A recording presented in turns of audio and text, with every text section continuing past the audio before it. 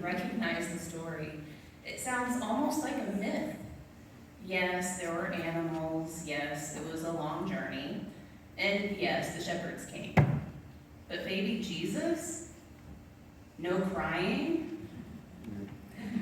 I'm sorry to break it to you. He wailed.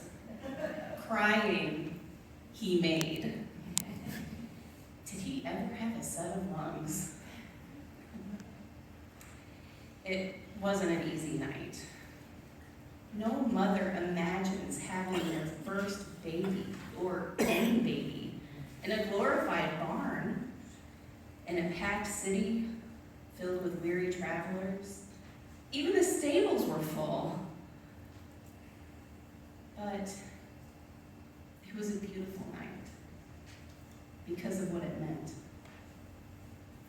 For me and for everyone else. I can say that now. Would I have chosen to do that first Christmas differently if I could? 100% yes.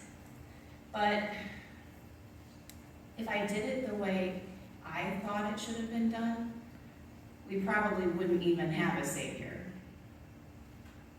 God used my womb, my life, my family to bring Jesus into the world. What a mystery. You'll be disappointed to learn that I don't fully understand it. I mean, why me? Why that way? I don't get stuck on those questions, though. If I did, I guess I wouldn't have been chosen. It was through my womb that God kicked open the door for salvation. And I can't tell you why, other than God chose to do it that way.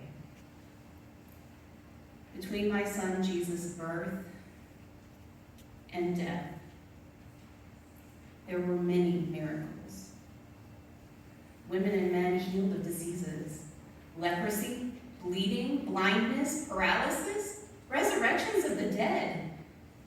To live to tell about just one of these events would have been enough for a lifetime of reflection. Perhaps the greatest miracle I experienced was that God empowered me to stay out of the way of His way. You know how the ancients prophesied the Messiah. Ever since everyone, including the women and men of my day, imagined the way He would take back power for Israel. Would it be like Joshua, shedding blood and purging the lands of all evil and idolatry? Or would it be like Solomon, drawing the world with startling feats of wisdom, marvels of engineering, and staggering wealth? For hundreds of years, my people looked to, prayed for, longed for, and awaited redemption. It was our whole history.